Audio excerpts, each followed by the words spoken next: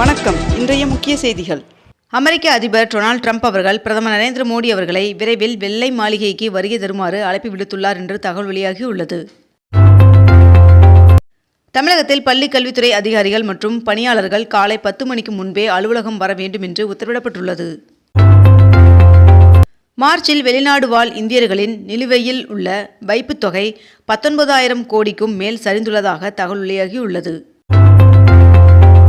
கோவை சூலூர் அருகே 10 வயது சிறுமியின் கொடூர குற்றச்சம்பவம் தொடர்பாக 7 நாட்களில் தமிழக டிஜிபி அறிக்கை அளிக்க வேண்டும் என்று தேசிய மகளிர் ஆணையம் உத்தரவிட்டுள்ளது. தமிழகத்தில் வருகின்ற 26ஆம் தேதி வரை கனமழை பெய்ய வாய்ப்புள்ளதாக வானிலை மையம் தகவல் தெரிவித்துள்ளது. ஜூன் 21ஆம் தேதி நடைபெறும் இளநிலை நீட் மறுதேர்வு 100% பிழையின்றி நடத்தப்படும் என்று ஒன்றிய அமைச்சர் தர்மேந்திர பிரதான் அவர்கள் உறுதியளித்துள்ளார். தமிழகத்தில் இன்று நீலகிரி, கோவை, ஈரோடு, திருப்பூர், சேலம், தருமபுரி, கிருஷ்ணகிரி, திருப்பத்தூர், வேலூர், ராணிப்பேட்டை, திருவண்ணாமலை, கள்ளக்குறிச்சி, பெரம்பலூர், திருச்சி, நாமக்கல், கரூர், திண்டுக்கல், தேனி மற்றும் மதுரை ஆகிய மாவட்டங்களில் ஒரு சில இடங்களில் கனமழை பெய்ய வாய்ப்புள்ளதாக வானிலை மையம் தகவல் தெரிவித்துள்ளது. மத்திய பொதுப்பணி ஆணையத்தின் குடிமைப் பணிக்கான பிரிலிம்ஸ் தேர்வு இன்று நாடு முழுவதும் நடைபெறுகிறது. கோவையை சேர்ந்த திமுகவின் முக்கிய பெண் நிர்வாகியான மீனா ஜெயக்குமார் அவர்கள் கட்சியிலிருந்து விலகுவதாக தெரிவித்துள்ளார். சைப்ரஸ் மற்றும் இந்தியா இடையேயான உறவை மேலும் வலுப்படுத்த நடவடிக்கை எடுக்கப்படும் என்று அந்நாட்டின் அதிபரிடம் பிரதமர் நரேந்திர மோடி அவர்கள் தெரிவித்துள்ளார்.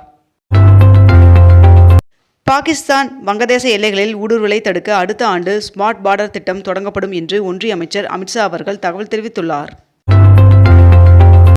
அமைச்சராக பொறுப்பேற்றவுடன் 144 கோடி ரூபாய் மதிப்பிலான 3 கோப்புகளில் வன்னியரசு அவர்கள் கையெழுத்திட்டார். 22 கேரட் ஆபண தங்கத்தின் விலை சவரனுக்கு 400 ரூபாய் விலை குறைந்து ஒரு சவரன் 1,17,840 ரூபாயாகவும், அதுவே 1 கிராம் 14,730 ரூபாய்க்கும் விற்பனை செய்யப்பட்டு வருகிறது. இதனைத் தொடர்ந்து 1 கிராம் வெள்ளியின் விலை 295 ரூபாய்க்கு விற்பனை செய்யப்பட்டு வருகிறது. நாட்டில் நிலவும் கடும் வெப்ப அலையின் காரணமாக மின்சார தேவை புதிய உச்சத்தை எட்டியுள்ளது. இதன் காரணமாக மின்சாரம் சிக்கனமாக பயன்படுத்துமாறு மத்திய அரசு கோரிக்கை விடுத்துள்ளது.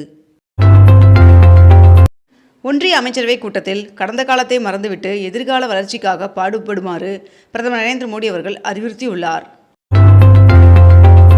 கடந்த மே 13ஆம் தேதி முதல் 22ஆம் தேதி வரை தமிழக அரசின் சார்பில் ஊரக வளர்ச்சி, நகர்ப்புற வளர்ச்சி, குடிநீர் வழங்கல், போக்குவரத்து, சாலை மேம்பாடு மற்றும் உள்ளாட்சி துறைகள் சார்ந்த பல்வேறு நலத்திட்டங்களுக்கான டெண்டர்கள் வெளியாகி இருந்தன. இன்றைய தினம் இந்த டெண்டர்கள் அனைத்தையும் நிர்வாக காரணங்களுக்காக ரத்து செய்யப்படுவதாக தமிழக அரசு சார்பில் அறிவிக்கப்பட்டுள்ளது.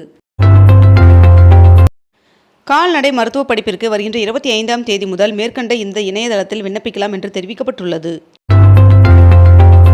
முதன்முறையாக தலைமை செயலகத்தில் முதலமைச்சர் விஜய் அவர்கள் ஆய்வு செய்தார்.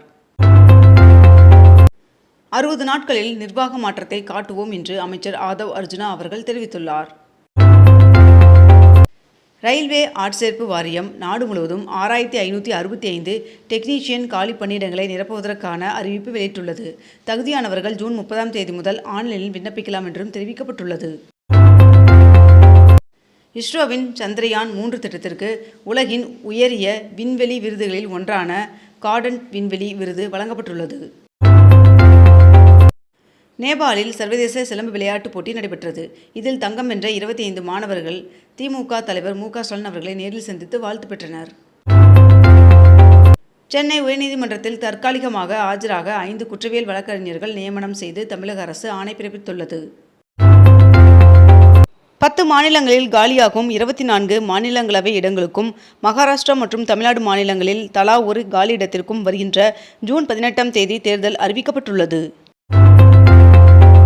தமிழ்நாட்டில் 6 IPS அதிகாரிகளை இடமாற்றம் செய்து தமிழ்நாடு உள்துறை செயலாளர் மணிவாசன் அவர்கள் உத்தரவிட்டுள்ளார். கருணாநிதி அவர்களின் மகனும் திமுக தலைவர் ஸ்டாலின் அவர்களின் அண்ணனுமான மு.க. அழகிரி அவர்களின் மகள் கயல்விழி அவர்கள் இன்று தலைமை செயலகத்திற்கு வந்து தாவேகாவின் முக்கியமான சில அமைச்சர்களை நேரில் சந்தித்திருக்கிறார் என்று தகவல் வெளியாகியுள்ளது. CBSE பள்ளிகளில் 9 மற்றும் 10ஆம் வகுப்பு மாணவர்கள் கட்டாயம் 3வது மொழி கற்க வேண்டும் என்பதை எதிர்த்து உச்சநீதிமன்றத்தில் பொதுநல வழக்கு தாக்கல் செய்யப்பட்டுள்ளது. திருப்பதி ஏழுமலையான் சுவாமி கோவிலில் பக்தர்களின் எண்ணிக்கை அதிகரித்து வருகிறது. பக்ரீத் பண்டிகையொட்டி தடை செய்யப்பட்ட விலங்குகளை பலியிட்டால் குற்றவியல் வழக்கு பதிவு செய்யப்பட்டு கடும் சட்ட நடவடிக்கை எடுக்கப்படும் என்று டெல்லி அரசு எச்சரித்துள்ளது.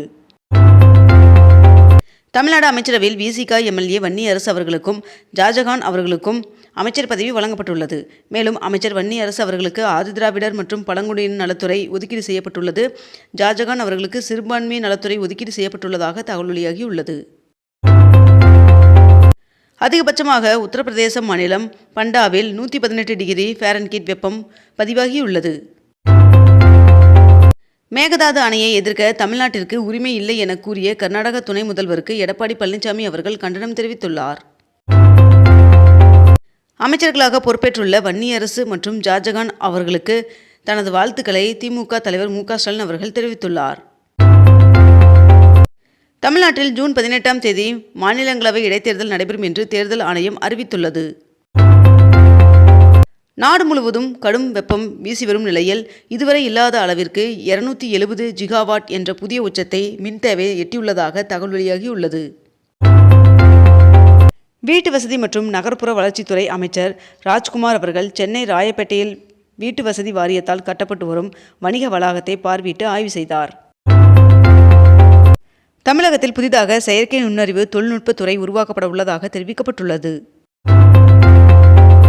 ஏற்காட்டில் 49வது கோடை விழா மலர் கண்காட்சி இன்று தொடங்கி வருகின்ற 28ஆம் தேதி வரை 7 நாட்களுக்கு நடைபெற உள்ளது. திருப்பத்தூர் திருத்தலிநாதர் சுவாமி கோவிலில் வைகாசி விசாக திருவிழா கொடியேற்றத்துடன் துவங்கியது. சென்னை தலைமை செயலகத்தில் அதிமுக மாநில இலக்கிய அணி இணை செயலாளர் சிவராஜ் மற்றும் மகளிர் அணி துணை செயலாளர் ஜெயதேவி ஆகியோர் தவேகாவில் இணைந்தனர். அமைச்சர் செங்கோட்டையன் அவர்களுக்கு நிதித்துறையிலிருந்து மாற்றப்பட்டு தற்பொழுது வருவாய் மற்றும் பேரிடர் மேலாண்மை துறை அமைச்சராக நியமிக்கப்பட்டுள்ளார். UAE, Netherlands, Sweden, Norway, Italy உள்ளிட்ட 5 நாடுகளுக்கு சுற்றுப்பயணத்தை மேற்கொண்டிருந்த பிரதமர் நரேந்திர மோடி அவர்கள் இன்று டெல்லி திரும்பினார். பொறியியல் மாணவர் சேர்க்கையில் விளையாட்டு பிரிவு மாணவர்களுக்கான சான்றிதழ் சரிபார்க்கும் பணி ஜூன் 1ஆம் தேதி முதல் தொடங்க உள்ளது. உத்தரப்பிரதேசத்தின் பண்டா நகரம் 48.2 டிகிரி செல்சியஸ் வெப்பநிலையுடன் உலகின் மிக வெப்பமான நகரமாக உள்ளது என்று தெரிவிக்கப்பட்டுள்ளது. பள்ளிக்கல்வித்துறை அமைச்சர் ராஜ்மோகன் அவர்கள் சென்னை அண்ணா நூற்றாண்டு நூலக வளாகத்தில் உள்ள கலையரங்கம், கூடரங்கம் ஆகியவற்றில் நேரில் சென்று பார்வையிட்டு ஆய்வு செய்தார். புதுச்சேரியில் சிவப்பு ரேஷன் கார்டு வைத்துள்ள குடும்ப தலைவிகளுக்கு மாத உதவித்தொகையாக 2500 ரூபாய் வழங்கும் திட்டத்தை அரசு செயல்படுத்தியுள்ளதாக தெரிவிக்கப்பட்டுள்ளது. இத்துடன் இன்றைய தலைப்புச் செய்திகள் நிறைவடைகின்றன. மேலும் இதுபோன்ற அண்மை தகவல்களை உடனுக்குடன் தெரிந்து கொள்ள அக்னிபூ சேனலை சப்ஸ்கிரைப் செய்து கொண்டு தொடர்ந்து இணைந்திருங்கள். நன்றி, வணக்கம்.